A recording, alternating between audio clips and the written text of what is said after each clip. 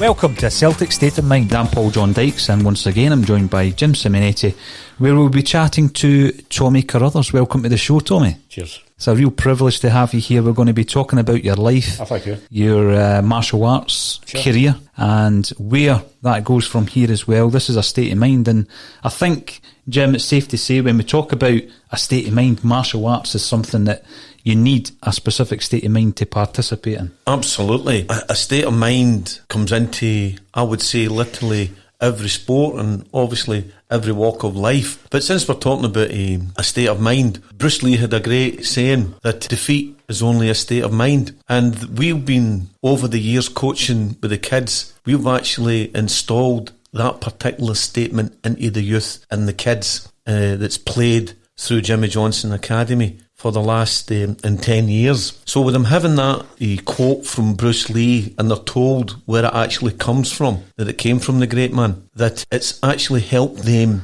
to become better young athletes and young youth players, and helped them to progress. So many of them progress to whatever level of football they're actually at today. And so from the young kids that's here at the moment, they're still taught that phrase. So there's the philosophy getting passed on to a new generation. Tommy, take us back to you discovering this great man, Bruce Lee. Well, I would say, my kind of, starting the martial arts was really from my father. He was in the army during the war, and he used to always, on a Saturday night, the same as every feather out there, had a couple of halves, and liked his whiskey. And he used to always tell me what happened during the war. And I used to say, well, what happened during the war? And then he started to show me some unarmed combat. And I used to practice this with my pals, and I really did love it, And then around about 1974, I kept hearing this guy's name all the time, Bruce Lee. And I eventually seen like a photograph and went, oh, that's him. And it was around about the same time that, I managed to get in to see one of his pictures, which I should have never gotten to see, because at that time they were X certificate, and I was only about 14 or 15, and somebody bought a ticket, and eventually I get in, and I just sat there really well moved, thinking, going, my God, I just couldn't believe the speed and power. And he's just inspired me since I was about 14 easily, and everything that my father had shown me, I just threw that away and really just wanted to do this stuff that I saw him practicing. And everybody just called it Kung Fu, but later on realised it was, a modification of traditional martial arts that eventually became Jeet Kune Do. And really, for then to the day, I've never really stopped, to tell you the truth. See, when you look at you growing up, could you tell us about the area that you grew up in? And was there ever a necessity? I know that some rough areas, if you like, there's a boxing gym so that guys can go along and know how to look after themselves and get a bit of discipline. Was there ever a necessity for you? The area I grew up in, the east end of Glasgow, I came from a small village called Carmyle. There really wasn't a lot of trouble in Carmyle, because Carmyle was one of these villages where you could leave your door open every night, you could leave your bike out, you could leave anything lying about, because everybody was related to everybody and nobody would touch anything. So I grew up in a village where I never really had to use any kind of martial art, because majority of people in the village were distant relations, Mm-hmm. But later on in life, I did have to use it, which I'm kind of very thankful that I had something that worked when I really needed it. Oh, definitely, and we'll talk about that as well, Tommy. But somehow you've managed to link Celtic to another artist. Aye. Talk to us about this. Right, so I think it's my mother's, her uncle. I think it's her uncle. Well, she's dead now. Her uncle, his name was Seaton Airley, and he played for Celtic. I think it was just before the war. One of my relations in Australia knows a lot more about it, but the story goes that Seaton was on holiday in Spain or something, and he was on the beach, and this guy walked by, and said to him, could I draw you? And he says, "Aye, sure, you know." So he drew him, and apparently kind of looked at him and went, "Oh, Picasso." And he drew him, and he gave him the sketch. And apparently, you know, the story in the family goes, it was Picasso. And apparently, you know, he'd said to Picasso, he'd said, you know, "So what do you want to draw?" I think he did a pair of fitness shorts on. "What do you want to draw me for?" And he goes, "Well, you've got such a perfect specimen of a body." He says, I just want to sketch it, you know. And, you know. So I'd said to my relation in Australia, I says, "So what happened with the drawings?" She says, "Well, if my memory serves me right, Seaton married somebody, an English woman, and he had daughters, and they're in England. He never come back up here. And I don't know if they had the drawings or whatever happened, but that's how the story goes, you know." Amazing. It's incredible. Picasso But, and a Celtic player and connected to Tommy.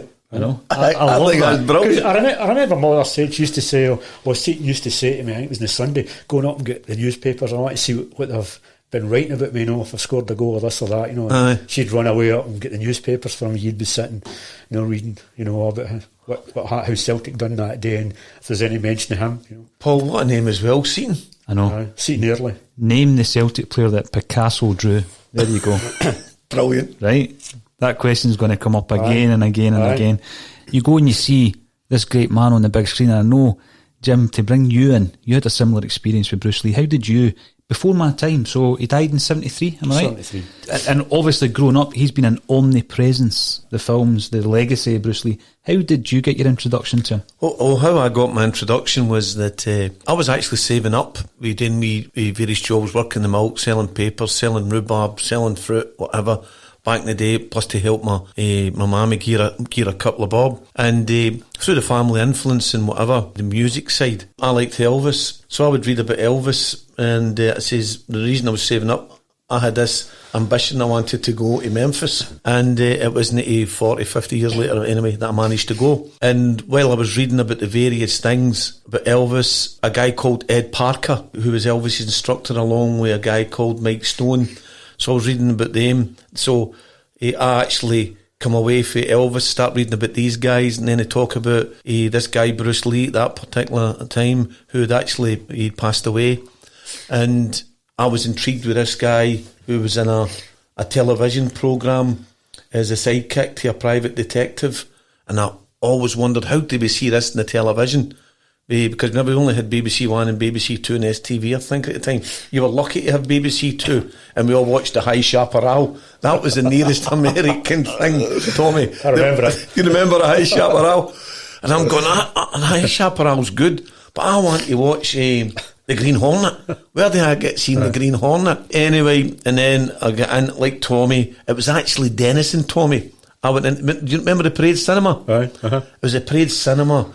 And I managed to get in, blagged my way in, and I was such an age. I remember I sat there, and it was on, and I actually sat through two shows yet. And like Tommy, I was mesmerised by this guy. I think I was mesmerised by the entertainment and how he moved and how fast he was. That really, really excited me. A bit like watching Jinky in a different stage. You know, I went, wow, look at this guy. And there started my relationship and following in Bruce Lee. So Tommy, you had an interest in not only the fact that he was this exciting figure on the big screen, but you loved the martial art of Bruce Lee. You're a young guy, 14 in Glasgow. Where do you take that interest, and how do you find out more? Well, just going back on the cinema thing, I remember before somebody actually bought me a ticket, it was Way the Dragon, and I remember me and my pal went into the town, and it was the Odeon cinema. Well, I don't think it's there anymore. No, it's gone, We got up to the front door and we saw the queue, and I remember we walked along the street where I can't remember, there was a restaurant in the side street. It was a side street, you know, of the Odeon was sitting here in the corner. This street here, I don't know, remember the name yet. So we walk along this street like that, and then we look round the corner, and then the queue goes back down. I can't remember the name of that street, right? And we walk along there, and then we look round the corner, and the queue goes all the way back round. Then we get to the other corner, and we're back on, is it Renfield Street? Renfield, And then we look up, and there's a front of the Odeon there, and then the queue goes up there, and we look at each other and it went right round the block. And I've never seen a film of the day, apart from Lent and a Dragon or some of these films where the queues were like that. Aye. And the only reason I get in is somebody bought me a ticket, you know, that was older, and I didn't need to wait in a queue. And we went on a Saturday morning and we get in. But I've never saw that before. And when you're back talking about the parade, I went to see Enter the Dragon one time in the parade. I don't think there was a woman. It was actually in the cinema, and at the end people went mad. And it was me and my pal, we were only young at the time, but we were sitting there scared because all these older guys go, "Oh, Bruce Lee," and they were all clapping and going crazy. I'm like, my God. And to this day, I've never seen anybody that made an impact, you know, on just any walk of life than Bruce Lee. I've been to see millions of pictures, but I've never seen anybody that just made that kind of impact when folk were watching a picture. And when we were sitting in the parade and we were watching this, it wasn't everybody was sitting quiet. You know, folk were getting involved in the picture. That's you know, right. punching, come on, Bruce, come on. And we're sitting going, yeah. It was like, you know, you go to a football match and you're sitting like that, and after 10 minutes you're going, come on, get in it. You know, you get involved in it, and we were involved in it. Before you know it, everybody was standing up and in the parade shouting, come on, get up, you know, and we came out going, that's a different experience. Aye. You know, that's not just like sitting and watching my picture. That's like you're part of it. Mm-hmm. Aye, you're bang on, aye. You're part of it. And I never saw that. You know, okay, people experience that when they go to see maybe football or rugby or other kind of sports, or they get involved in it. But I've never saw people being involved in a film to that extent in the 70s. You know, even to the day, you never see any pictures where people are involved in it. What an impact! But I forgot the question to ask me. That's a better answer to the question. Okay, actually, Tommy, the question doesn't matter. Okay. So no, I forgot. That impact, Tommy, like you've described there, you know, queuing round the block to watch this phenomenon that is Bruce Lee. That impacted Bruce Lee, it impacted our martial arts as well, not just the razzmatazz of a big screen movie. That gripped yourself. And how, as a 14-year-old in Glasgow, do you then develop that? How do you get taught it? Did you have a teacher? Did you read up more? How did you develop that? No, I really didn't have a teacher. You know, I think about, I went to see the pictures a million times and sat through them and watched them. And I bought every kind of magazine and book I could possibly think about buying, and I had everything and just looked at photographs and figured out how he moved from here to here, and I had a group of pals that were all as enthusiastic as I was, and all we done was we really didn't copy so much, you know, what he was doing in films, because we realised that there was a bit of the film stuff that was a bit kind of dramatic, but the basic kicking and punching, we looked at that, and then around about, I think it was about 1976, there was 4 volumes released called Bruce Lee's Fighting Methods, and this was supposedly one book that Bruce had actually, all the photographs were going to be in one book at one point, and I think he decided he wasn't going to do the book, but later on after he died, I think, you know, people realised there could be money made here. So the books were released and we bought them and looked at the photographs, and this was more or less, you know, basic techniques, footwork and punching and kicking. And we tried to piece the photographs together, and, you know, we tried the techniques and we'd say, how does that feel? No, it's not. Try it that way. So that's how we taught ourselves, was really just through these books and looking how Bruce Lee moved, because, the photographs are one thing, but when you see somebody move, you see their body mechanics when they're punching and kicking, you see them shifting their weight, you see the recovery and all that. So we copied how he kind of turned his body, how he shifted his weight, and we coupled that with the photographs. And down that line, when I met people that actually Bruce taught, and I done stuff to say, who taught you? And I goes, Tommy. He says, Tommy who? He says, just this Tommy. He goes, nah, you're the teacher. I goes, no. Self-taught. I says, I taught myself, and I don't believe you could figure all this out and taught yourself. I says, but you're talking about a guy that, who was 14, was a fanatic, who lived and breathed martial arts, and Bruce Lee, who, you know, before I went to school I trained at school, I came back and I trained. When I went to work, I got up in the morning early, trained, I went to work, I trained at my dinner break, came home, ran home, trained. I trained that much that my mother said, you're going stupid. There's something not right with you. And I collapsed twice, did 2 blackouts twice because of exhaustion and overtraining. And my mother had the doctor and examined me and nothing wrong with me. It's just perfectly healthy. I was just a fanatic. And I think that's what it got me to the point where I'm the day. It was just I was a fanatic. I've just put everything aside. Girlfriends, family, you name it. I put everything to one side and just did this goal. I wanted to be able to have this set of skills. I wanted to be able to, that's all I had in my mind, you know. And down that line, I did meet people that Bruce had taught. But when I really look at what they taught, I'm not going to say what they taught me, some of the things they kind of showed or whatever, you know, it was okay. But I'd went far beyond that. And one of Bruce Lee's students was a bit annoyed with me. I'm not going to say his name, because he was a bit annoyed that everything he showed me, I says, I know that. How could you know this? I says, because I found this out. Couldn't have Bruce found this out and he showed me it. And I says, well, I'm not going to lie. And I showed him how I took it further. And he just wasn't too happy about it. But I'm like, well, that's how Bruce taught himself. Bruce actually taught himself, you know.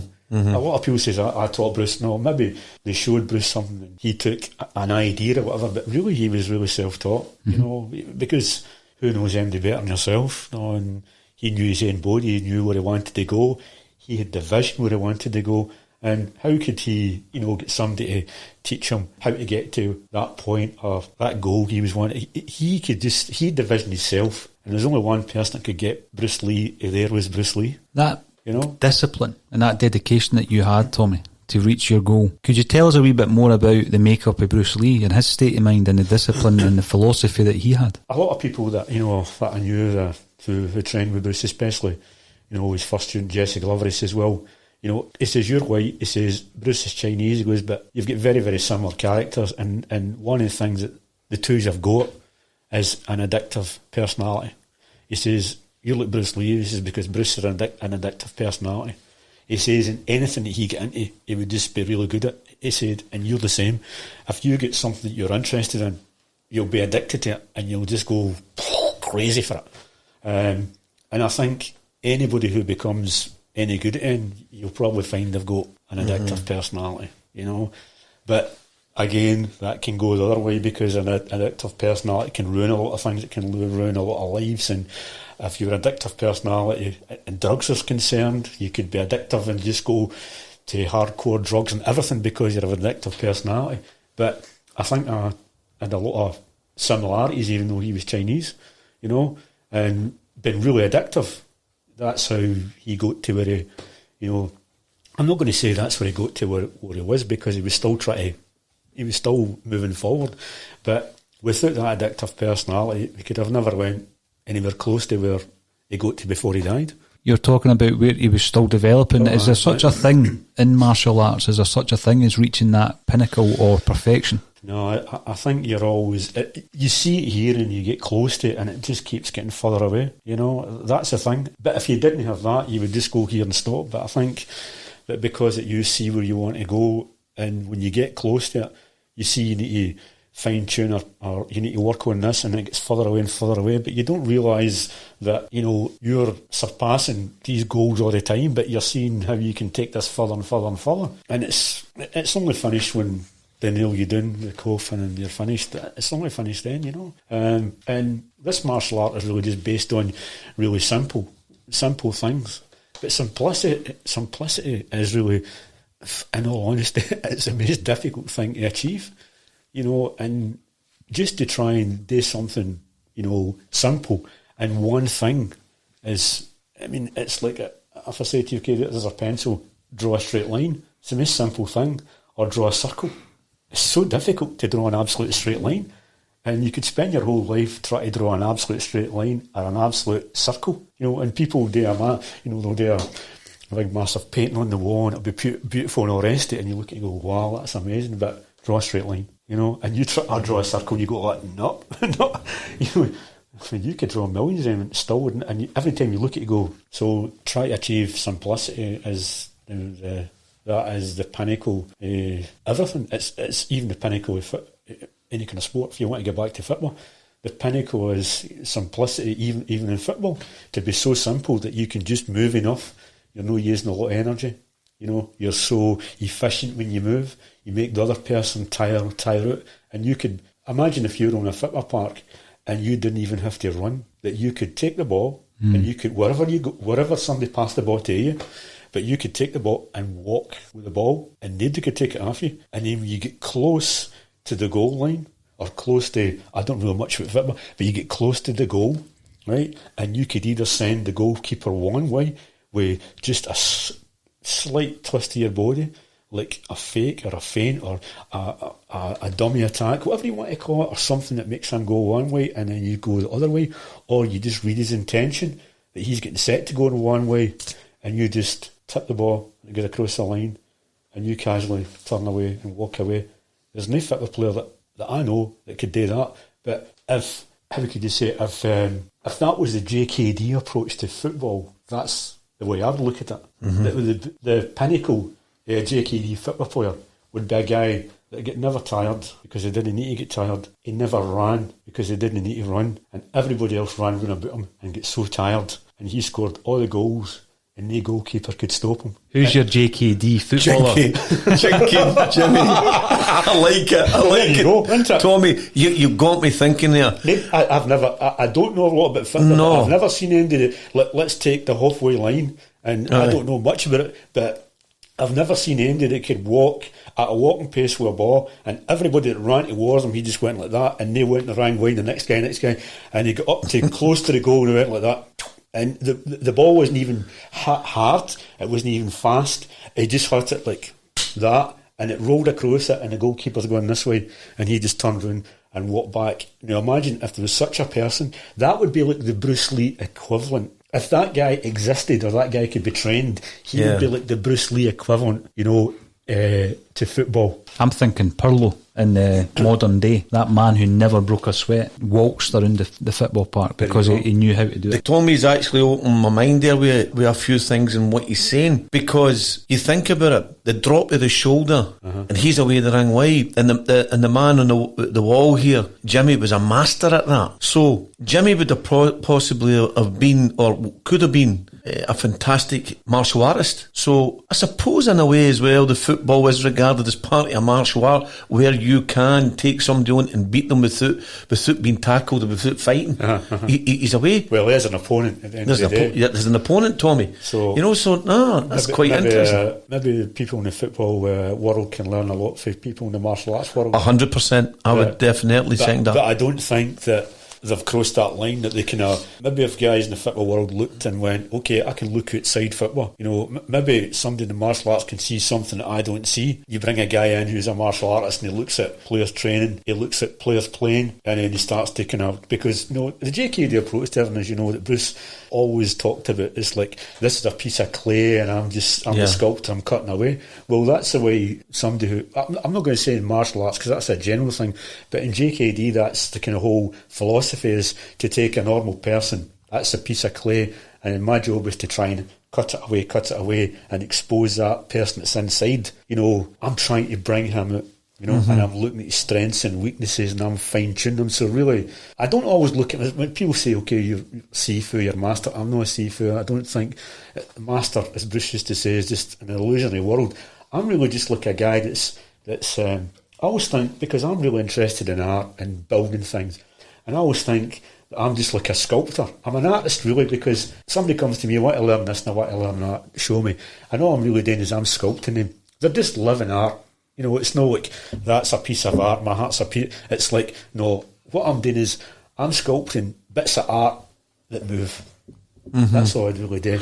So Tommy, you've got the youth of today. They don't participate maybe the games of yesterday, where playing in the street and doing different things and whatever. What I've found is a lot of young players are quite stiff. The box section round about here, the movement isn't the way that it was in the past. Do you think we're looking at these youth of today, that if they were to look outside football, as you said a wee time ago there, that would be able to help them to become better young athletes? I don't really have many young guys that actually turn up to my classes anymore. My goodness. And the people that come to train with me are folk that trained with me in the past, like Jason and all the other guys. Yeah. They'll go away for a few years and they'll go, I'll come back. They generally don't go to anybody else. They generally always come back. It's not as if I'll go and do another martial art. If they're going to come back, if they're going to do something, they always go, I'll go back and train with Tommy. So I very rarely get young boys turning up anymore. I think mobile phones and computers have just ruined this generation, you know. But would you welcome young people back again, Tommy? Aye, of course. I just think they've not got the dedication in them. They just don't have that staying power. You know, they've got too many things that they can do, and they can sit in the house and they don't need to go out, and they can sit with computers and phones, and their whole world is on a bit of plastic in front of them. They don't need to do anything. So, you know, 40 years ago, the kids were completely different. I mean, you know that yourself. You look at the door, you look out your window, and you never see any dudes in the street. You know, at one time, you know, you park your motor on the street, you'd be constantly going out to say to the winds, you know, we're going to move down a bit, we're playing football, we're going to watch my cat. But nowadays, you don't even need to bother, because you never even see a soul. They've got all these, the council invests all this money in parks for kids to play in, right? And the only ones you ever see in there is maybe a couple of wee tots with their mothers. Aye. But you never see kids out playing. They're no physical. They just sit in the house, they talk to. And I think a lot of the kids today lack a lot of social skills because they type everything and they can't talk to people face to face. Interaction. So they lose so much.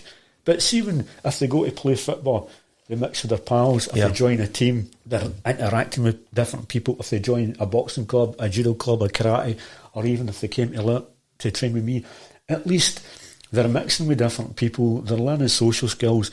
They're learning a craft. As I always say to people, you know, when I'm training them, you know, this is a craft you're learning. This is, you know, you're learning a craft. One day you can, if you need to use it, you need to use it, or you can take the craft and pass it on to somebody else. But it's a skill and it's a craft you're learning, you know. It's a really good investment. It's the same as with football.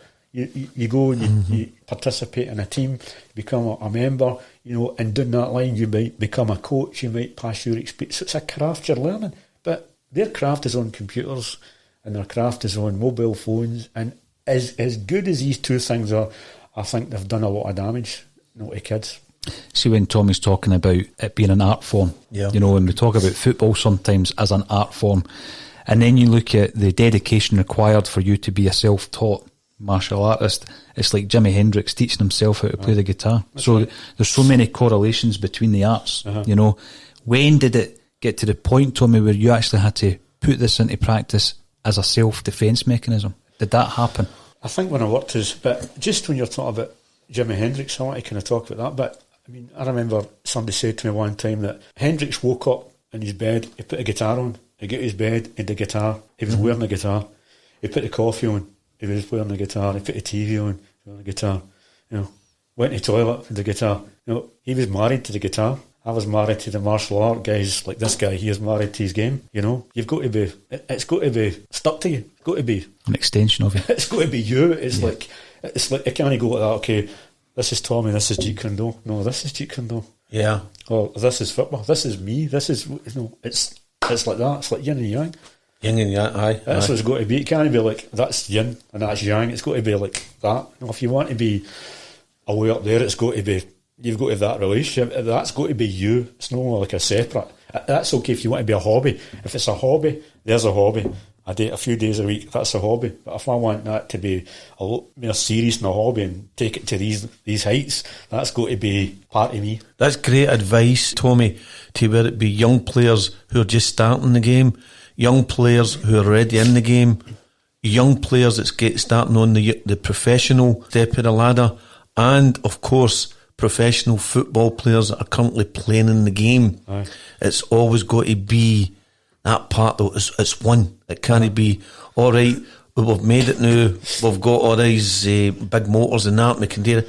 No, sorry, you've got to keep working and working and working and working just to be the one. But back to the question, you know, a friend of mine, he used to be a bouncer, and I remember one time I says, well, I wouldn't mind trying that, you know what I mean? So he cut a long story short, he got us a job, and that was the biggest wake up in my life, because it wasn't a game of putting gloves on and practicing techniques. No, these people, you know, they weren't stopping, like touching you or an inch away from you. These people were trying to hurt you, and that was a wake up call. That was like, fuck, I could get hurted here, you know, and that separates the fantasy from reality, you know. Up to then you're practicing, but once you know, you experience something like that, then it really kind of hits home. You go, this is real. You know, I need to be good. I need to be smart. I need to be on the ball.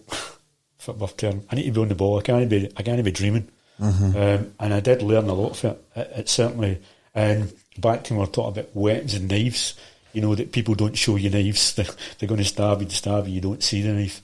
And all this fancy stuff about the guy shows a knife and you can take it and strip it and do that. That's for TV or people that are playing at it. But in the world of reality, if somebody wants to stab you, they've got a grudge against you, they just walk up, you don't see it, boom, you don't even know who it is, and they walk away. And I'd done about 7 years yet, and it was good, but I wouldn't tell anybody to go and do this job just to gain experience, because I was young and stupid, and through time you really waken up and go, this is dangerous.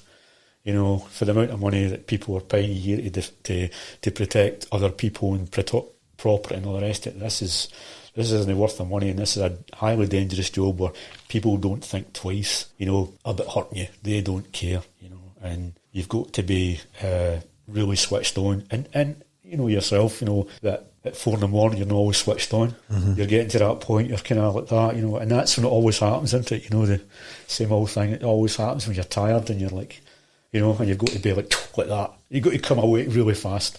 So it was a good learning curve. I'm glad I done it. Would I do it again? I would never do it again, but I'm glad that I done it, and I gained experience for it. And I think the experience is good for when you're teaching people.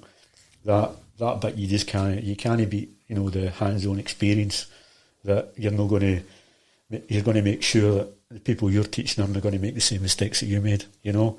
Because I remember a young guy said to me one time, Tommy says, should I get a job as a bouncer just to learn? I goes, no, I done it, don't do it. Just take my word for it. Just don't do it. Listen to what I'm telling you, and I'll give you the experience. And, you know, I'm not going to say I'll give you the experience. I'll give you, you know, the benefit of my experience, but you don't have to do it. Mm-hmm. You know, when you've got this obsession and you're learning through the books and, you know, looking at the motion on the pictures, where do you then, or were you able to then have a place where you went and practiced and honed that? Was there gyms available? How did that work, Tommy? No, really in the 70s there was nobody really that taught, you know, Bruce's martial art. No, there was all the people that really trained when we were all in the States. So there were, so really, I would say all the friends of mine I went to school, we really, maybe about half a dozen of us, we were all really quite interested in it, but I was the most fanatical, and we looked at photographs and we saw that Bruce had boxing gloves and the head guards and the boxing kind of groin guards. So we went and we bought these, and then another friend of mine, he was really good at making stuff, so he made shin guards out of cat alloy, you know, chicken wire and cat alloy, and made body protectors, and we just practiced with protective gear and punching and kicking each other, and that's how we learned, you know. So it was about half a dozen of us. And then one day one of the guys says, Tommy, you should start a wee class and develop this. And I think there's about 18. I went, okay. So I started a class, and then through time they kind of get girlfriends and disappeared and changed their life. But I kept going, you know, and the day, I don't know, 50 odd years or nearly 40 odd years later, I'm still doing the same thing, you know, but on a bigger scale. Mm-hmm. And when I look at what we were doing way back there in the 70s, you know, and I look at what I'm teaching now, it's not really that much different. You know, it's refined a bit, but I can't believe how close I was, you know, considering I'd have been taught. Yeah, absolutely. And I look at it and go, my God, I was really close. And that's without the modern technologies as well, Tommy, you know. Well, I mean, no internet or computers are way back then. Nowadays, if people want to learn it, it's dead easy. They can just Google it, press a button, they can learn everything about it. Yeah. You know, but that's what I always find with the younger generation now. They can quote you every fact and every figure, and they can tell you all the dates and history about everything. But the thing they lack is hands-on experience. Mm-hmm. This generation just don't seem to not have that. Mm-hmm. No, they know all the history about everything. But I think, you know, I prefer the other side. I really don't care about the facts and figures. I prefer the hands-on experience, because I think somebody who's got the hands-on experience ends up knowing a lot more about a subject than a guy who's read all the times and dates about it. When you've got the hands-on experience, you've got that and more. Oh, you live and breathe it. So it always reminds me, Tommy, of that brilliant quote, you know, the film The Good Will Hunting, and Robin Williams says to him, how can you write about the Sistine Chapel unless you've visited it and smelt it and looked up at the heavens? And you did that because obviously you're learning from afar, but then you started to meet people who were connected directly to Bruce Lee. How did that materialise? Was that something you were invited over, or did you go and explore that? Well, the family started an organisation called, John Jeet Kune Do Nucleus, and I was invited to a seminar in San Francisco. One of the guys that Bruce had taught, Ted Wong, and I went along to the seminar, and I'd already met Jesse Glover prior to that. He was the first student of Bruce's. When I get there, he was there with a lot of his friends and introduced me to a lot of people, and but that was an eye opener, seeing a lot of guys that Bruce had taught. But as the time went on and as the years passed, I realised a lot of these guys really didn't know as much as they made it. A lot of them said they trained with Bruce, but as time went on, you really kind of look at the times and look at the dates. You realise these people didn't train as long as they're making it. They just exaggerated the truth way beyond. And then when you were asking them questions, a lot of times they couldn't answer questions. And I wasn't trying to trick them. I was just eager to learn. I was just so enthusiastic, and then Jess had said to me so many times, he says, man, he says, just forget about them. I says, what? Forget about them. He says, you're wasting your time. He goes, how? He says, this guy trained with Bruce, this guy. He says, forget about him. He says, you probably don't realise it. He says, you went beyond these people. He says, what? But I really didn't believe him. I thought he was really just want to have me with him all the time and know of other people that I was friendly with, or other people that I would ask questions. I thought he's a bit jealous. But as time went past, I realised he was telling the truth. They couldn't answer my questions, and I did. I had went beyond them, and there came a point where I was showing them things, and he said, I told you didn't believe me. And I just says, look, man, I said, I thought that you were just a bit jealous because I was maybe wanting to bring this guy out to a seminar or blah, blah, blah. He says, no, he says, I was just being honest. He says, what do you need these people for? He goes, look at their athletic ability compared to yours. He says, what did they tell you? He says, they only told you stories. What could they show you? They couldn't show you in. They could only tell you stories about them and Bruce Lee. But as far as for you going, wow, that's amazing, I didn't know this, didn't know that. Did they do that? No. He says, I told you. He says, you don't need them. So, Tommy, obviously Jesse became a friend of yours as well, a very close and dear friend. And as you said earlier, that he kept people at distance. I think back in the old days, my mama would say, bring them into the lobby, but don't bring them into the living room. Yep. So Jesse has got in my mind that way. So what do you think that you were doing that was different, that made Jesse see that you were different for these other people that said they could do this and could do that, but obviously you could do it?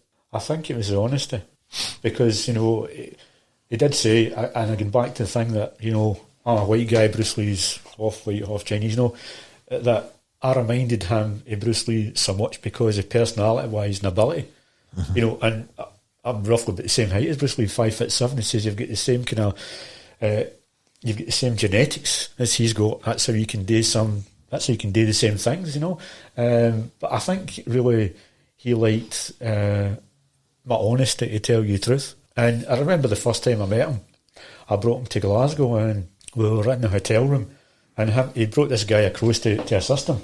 So I chapped the door, and he opened the door, and he says, come in, Tommy. And they're moving all the furniture in the hotel room, and I'm thinking, maybe they don't like where the bed is, And I'm standing back, and he says, right, come here.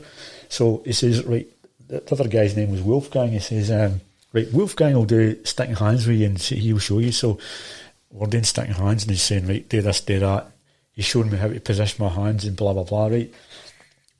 So this went on for about half an hour, and then Jess says, well, I'll show you, right? So he started the sticking hands, it's called Chi Sao, and showing me the slight improvements he'd made, or what Bruce had shown him. And he says, just try and touch me. So I was like, trying to touch him, with the palm of my hand. Every time I went like that, I was just getting, and he'd be doing this, and at the end of it, I felt as if it's like, how you're on a boat and the boat's swaying and you're trying to sway with the boat like that. That's what it felt like. Is it? And I can still, when you come off a boat, you still feel as if you're swaying on a boat. So after half an hour I did sticking hands with him, I was still feeling as if I was swaying with that feeling. And his commander sensitivity and just picking up movement, as soon as I went like that, he could pick it up, and I'd be doing this, or did not, and I just felt as if that's all I was doing the whole time, you know. And he says, okay, when you have to lift your hand up and you have to apply pressure. I think it's like your screw. It's like a screw. You're screwing in like that for here. And if the guy's not giving you pressure, you should just be going through and hitting him and blah blah blah. It's just like water, how it just flows, you know. So for there on me and him, you know, just it's time to only get more friendlier and friendlier, you know, until he'd have done anything for me and I'd have done anything for him, and he became, you know, a lifelong, I'm not going to say a friend because it's like a family. I'd phone him up, he'd phone me up, and you know, he's the guy that gave me direction, because he said to me one time, he goes, I don't teach Jeet Kune Do, Tommy. He says, I teach my own version of what Bruce was practicing. He says, and Bruce was doing Jun Fan Gung Fu. He says, and what I'm teaching is non-classical Gung Fu, which is an offshoot of that, you know. He says, and I made Bruce a promise that I wouldn't call I was teaching Jun Fan, because Jun Fan was Bruce's, you know, kind of name. He says, I made him a promise. So he says, I called it non-classical Gung Fu. He says, but, you know, Bruce came up to Seattle one time because Linda, that's his wife, they were having some kind of family gathering. So Bruce went up to Seattle, and Jesse's invited along because he was a friend of the families and blah, blah, blah. So Bruce had said to him, they're having a party, come on, let's go down to the basement. So Bruce and Jesse went down to the basement, and Bruce started to show him all the changes he'd made, and he says, I no longer have any confidence in traditional martial arts. He says, I'm merely fencing with my hands and feet. And this is what Bruce is telling Jesse. And then Jesse turns around to me and says, this is what I want you to do. And he told me the story. He says, what he told me he was doing, that's what I wanted to do. I want you to fence with your hands and feet. He says, you've got the same genetic makeup as he's got. You've got the same drive. You've got the same addictive personality. That's what to do. He says, when you do this, he says, there will be anybody that's teaching that. He says, and when down that line, when people see what you're practicing, then they'll realise that's what they should have been practicing, and they'll spend all their time trying to catch up, because they'll look and go, that's what I should be doing, because Bruce's martial arts called it's a daily decrease. So all the things that you don't need, you start to hack away and throw away until you end up with this thing that's so streamlined and it's devoid of clutter and mess. So when you're sword fencing with your hands and feet, when your hands and feet become like swords, you're eliminating a lot of classical things. You're eliminating the ability to have to stick to a guy and trap him. All you're considering is hitting him and finding holes and points where you can just put your hands and feet through and hit him. And if the holes aren't there, you're creating holes, what we talked about with football, like Jimmy here, he would drop a shoulder and the guy would go one way. It's the same idea. You just drop a shoulder or lift a knee and go through and hit him. And again, it's just like flowing water. It just flows through it, you know. And that's what I just kept. That was my goal. And the goal with the people I'm teaching was just to keep doing this.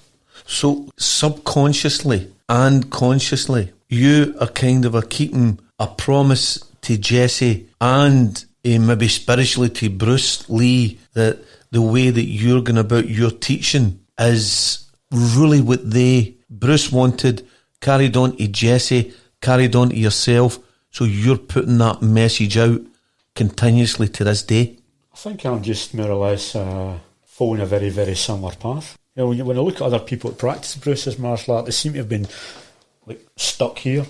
You know, they never seem to have moved forward. But yeah. You know, I'm always like creeping forward slightly like that all the time and going, okay, right, just let's try that, and it's always under a state of, you know, how could you say it, evolution. It's never stuck. I mean, I look at people practicing their martial arts, and I've made a lot of enemies by saying, well, you could, why are you using three things? You could do two. You could finish it in two, and why are you going backwards to go forward? And a lot of people don't like it, but I'm just looking at this for a simple point of view, a simplistic point of view, and an efficient point of view, and a sensible point of view. You know, why pay £3 for something you could get it for £1?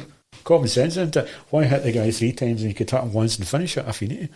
Why? That's, you know, another 2 punches or kicks or whatever you've used, and it's more energy you've expelled, and you don't need to do it. So that comes back to the sword fencing bit where, you know, if you had a sword, you don't want to, You know, if this is a way back in dueling times or in the battlefield, you know, if you were talking about samurai, if he drew the sword and he cut the guy, because he's on a battlefield, he'll cut him and he's finished because he's got to, you know, engage the next guy where you go cut, and then go, oh my God, I've wasted a lot of energy and now I've got to try and engage this guy who's fresh. So it's, you know, and that's the whole JKD philosophy, is just, you know, it's like sword fencing. Yep. It's like, even if you pulled a gun out, shoot him, one bullet, that's it, done.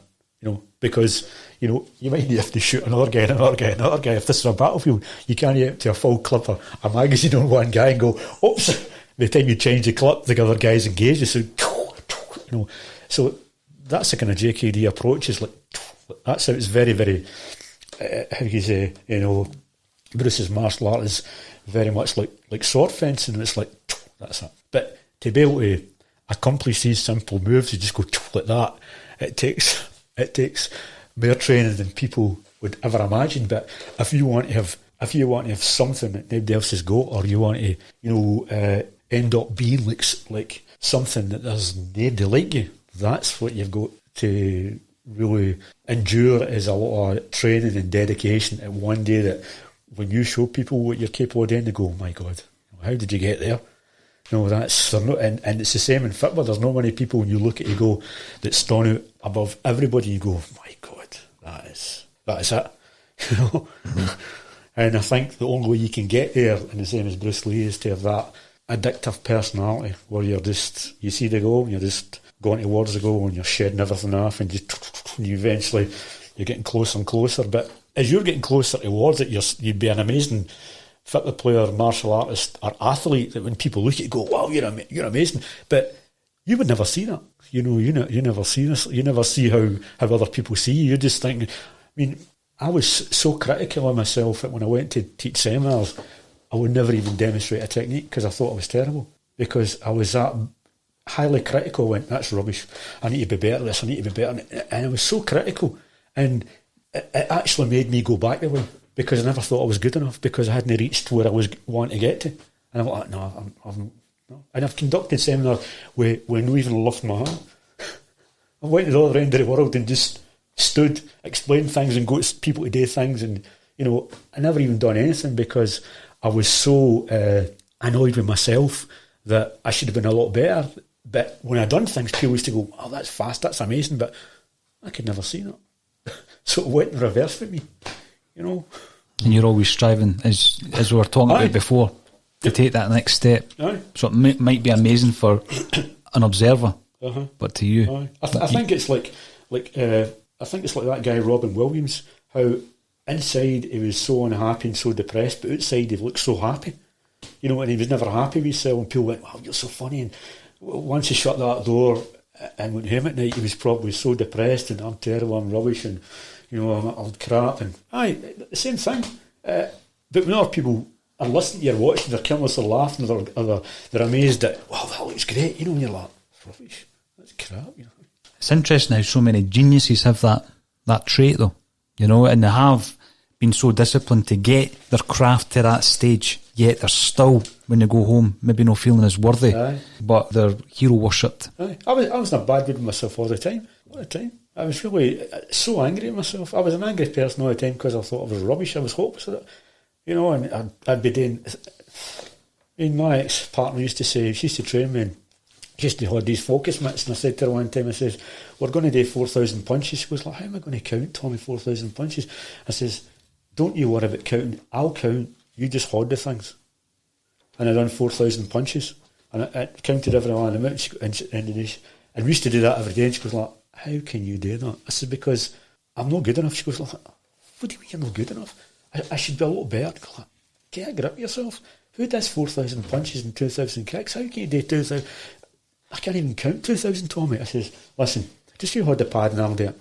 And it get that bad that her arms were killing her when she was punching like 1, 2, 3, 4, 5, 100, 200, 300, 400, 1,000, right, 1,500. And that was like, what, maybe an hour and 20 minutes solid when they break. And then when we done pad work and we were moving, boxers do a 3-minute round, right? So the coach is moving about for 3 minutes, right? I would do 10-minute rounds. So each round would be 10 minutes continually punching on the move. And I remember I said to this guy who was running a boxing class, he says, how would you train somebody who boxed? I says, well, you do 3 minutes, didn't you? He goes, they do 3 minutes, and say maybe do 10 rounds. I says, well, what I would do is I would start with 3 minutes. I says, but I would eventually get them to be that they could do a 10-minute round, and maybe do 6 10-minute rounds. He goes, what, you're kidding? I says, well, imagine if you train a fighter to do a 10-minute round, full speed and full power. I says, what's a 3-minute round like? Nothing. He'll even be warmed up. What does he get at the end of 10 rounds? I says he'd be stunned when he'd be sweating. But if I should do 10-minute rounds, punching all the time, moving, and she used to say, Tommy, how the hell do you do this, man? I says, because I feel as if I'm not good enough. But you were good enough, Tommy. Aye, but I didn't know. Inside that bit was saying, you're rubbish, you're hopeless. So how do you soothe yourself? By that I mean, Tommy, how do you soothe yourself coming away from that intensity of striving to be that but better and better, but still within your mentality and your thinking that you haven't got there yet? How do you soothe that, and how do you cultivate that from within yourself to become and believe that you've become that bit better? I mean, I think the turning point with me was when my father died, because up until then I trained like 5 days a week, sometimes 3 times a day, and when he died it all stopped, and I've never really trained the same as I done before. But what I do is I do things when it takes a notion. So I don't drive myself the way I used to drive myself, but if I put a kettle on to make a cup of tea, I'll maybe move my feet a certain way, or I'll go, how could it, and how long that kettle takes to boil, I'll maybe do something, or I'll maybe be putting something in the oven and I'll wait for it and I'll maybe do it. So my training is when something inside clicks and it says do it. So I don't drive myself anymore. I just do it when you have that kind of urge to do something. But I would say I've still got that mind where I'm still constantly thinking about, teaching people and training and how to take it further, Aye. See, when you're training, with all the self-training and the dedication that you've had yourself, and then you're speaking to people who knew Bruce Lee and they're saying to you, wow, you remind me in so many ways of this great man. Have you ever come across someone and you think there's a lot of potential in them to push on maybe to a similar level? I've got a few students in who I think are really pretty good, definitely. Aye. And one young guy, he's a Chinese guy, he's like half Chinese, that I've had for, I don't know, maybe 7 or 8 years. He's very good, and he's a full instructor. So he's very good. And I've got a couple of guys abroad that are really, really good. Aye. And I think they'd be even better if they stayed in Glasgow. I think maybe I see them once a year, but they do train. But I think if they stayed here and they were with me every week, I think they'd be the same and they'd be amazing. Mm-hmm. But it's good when you take people for kind of nothing, and then 10 years down that line you look at them and you go, my God, and then you step back and say, right, you explain this and explain that and explain it, and you go, that's good, because everything you've got, you put into them, and then they've took it a wee bit further. So and then down that line, when they're going to teach when you're not here, they're going to pass it on, and hopefully they'll have somebody like them, or people that's interested. It's a good feeling. Oh, it must be. And you mentioned earlier as well, Tommy, how you were invited to do a seminar. That's now taking you all over the world, right, talking about this art that you have dedicated yourself to. Talk to us about some of the experiences of travelling around. It's quite funny when you go to China to teach people martial arts. It's because one guy said to me one time, he says, it must feel funny going to China to teach Chinese guys kung fu. And I say, well, it's quite weird when there's 50 Chinese guys standing there and you're white and you're teaching martial arts. And because I remember there's a place I used to go in Beijing, and they had this, it was like a dance studio here where they held the martial arts, and then there was a weight gym next to it, and it had a glass, partition, and you can see people on the treadmill looking at all the guys training, and then you can see them all stopping me on the stage, explaining things. You can see them going, like, he's white, and they must be on their treadmills and going, he's teaching the class, kind of reading their minds when you kind of glance and watch him, and the guys lifting weights, and they stop and look and go, oh, he's the teacher, Because I don't look like the teacher. I just turn up the way I turn up the day. You know, I don't wear any suit or I've no like the Americans with a badge that say instructor on it. You know, I'm not into that stupid. No, listen, Tommy, we spoke about something else in football with these guys that got the initials and all that. The big badge on the back that says instructor. You know, it'd be hard to spot me. You'd go, "Where's the teacher?" That's something there. What one? That guy there with a hat on or with a t-shirt. What is he not got a badge on it? He says, no, it's maybe got a badge. It says maybe Adidas or something on it. You know, but I'm not into all that kind of badges, you know. But it's like a self-proclamation, eh? It's amazing. I'm the man. I done a seminar one time. Where was it? I can't remember where it was. Everybody had a badge that says instructor, apart from me. I was the only guy that didn't wear it. I think I had Under Armour. I think that's the badge I had on my t-shirt. Everybody had instructor or an instructor on the back, and I thought, I feel left out here because I'm the instructor, but you know, I'm like the student. And I always think you shouldn't need, you know, these titles to, you know, when people say Sifu, forget about it. But I have taught everywhere. I've probably taught in China more than anybody. You know, I've taught in Shanghai so many times, in Beijing, and so many places in China I couldn't even pronounce, you know, the names. Japan, Singapore, Korea, you know, Egypt, everywhere, you know, Greece, Germany, Spain, America, Canada. I was going to teach in South America one time, and so I flew from Glasgow to, where was it, Rio, and I waited a few hours. I got on the plane, and the next minute made an announcement, says the flight was cancelled, got off the flight, and took us back into the airport, and nobody apparently speaks English, although they do speak English. Nobody wants to help you. Stood in a queue for a mile long and eventually got a ticket flying it the next day, you know, or a day and a half. I contacted the host. He says, well, I'll see you when I see you the next day, or blah, blah, blah. I'm like, so I'm just left in the airport. So this young guy was talking about it, and I had my phone charger across here, and he goes, oh my God, he goes, don't put your phone over there. He goes, I'm sitting here. He goes, no way, they just run and grab it. Have that beside you and move across there. So I had to stay in the airport that night, and I'd said to the guy, goes, well, could I not walk out and find a hotel? He goes, you don't walk out here. He goes, this is a dangerous place. And he says, you're probably safer here. What about a taxi? He says, well, you need to know a hotel. And I said, oh, no. Okay, right. So I went up the stair, and I was so tired, so I tied my rucksack onto my foot, picked a corner, laid down and fell asleep. And the next day I was flying out at 10 o'clock that night, and I was so tired and so hungry, and I was, you know, that way I'm like, you know what, I'm just getting back, I've had it.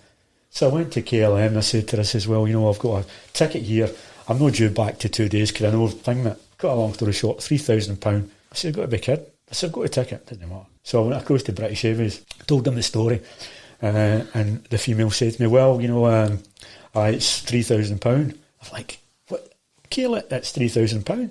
This is because it's one way. She goes, what you do is, right, we'll buy a round trip ticket, £1,500. I goes, right here. She goes, you can come back anytime you want. I goes, I'll not be back here, man. I've had it with South America, you know. So paid the ticket, you know, and just come back. And the guy said to me, oh, it was terrible, you didn't come. I says, well, you left me in an airport for nearly a day and a half. You didn't make any arrangements to even get a guy to come to get me, put me in a hotel, and everybody, apparently, they don't speak English, you know, and I'm not speaking Portuguese or Spanish. I'm left here, you know, tired, hungry, God knows what, and then I've got to get another flight. I says, I've had it, you know, and I just flew back. What a terrible experience, you know. Mm-hmm. But on the other side of that, you go to Japan and people are so respectful. You know, they can't do enough for you. You go to China and you come off the plane and the guys are taking your bag, and I'm like, I'm quite capable. No. I'm like, and you feel embarrassed when people are taking your luggage. You know, for Glasgow, we're always, well, it's a case of, it's okay, mate, I'll carry my own bag. You know, no, get it. You just wrestle and you go, okay, but you just feel awkward that people are opening doors and taking your bags. You know, when we're used to just carrying our own stuff, you know. But you have mentioned a few times about this impact that Bruce Lee had on the big screen. Uh-huh. And we've spoken about, you know, how he revolutionised martial art. I'm looking at Bruce Lee and thinking, what came before him in terms of kung fu movies, let's call them, for want of a better word. Or was he the guy that revolutionised that as well, that genre? I think before him it was a lot of kind of swordplay films and guys doing flying somersaults and flying and all that stuff, and I think he really wanted to change everything, you know. And once he made one film, you know, his first film, The Big Boss, you know, that kind of changed everything. But the second one, Fist of Fury, I think that just kind of opened everything up, and they just seem to get better as the time goes on, you know. Maybe they had more money to invest in a budget to make them better, but I would think that, you know, up until Bruce, you know, came on the scene, all the kind of fighting that was in films was more like kind of John Wayne stuff, you know, blow and punch and barroom pictures. And after Bruce had died, you see a lot more kind of refined ways of fighting, and, you know, the fight scenes are a lot better in movies, you know, definitely. If you look at the day, you know, some of the fight scenes, they're quite, I'm going to say they're entertaining. They're no, like, you know, they're entertaining, the things today, but as far as, you know, practical martial arts, some of them aren't, but they're entertaining. You know, but he really did change a lot of things.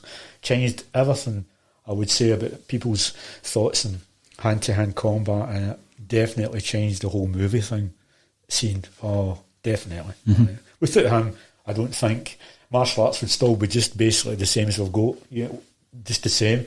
And people wouldn't be so progressive in their way of thinking, in the same way films. Yeah. I don't think he gets enough credit for what he done for martial arts.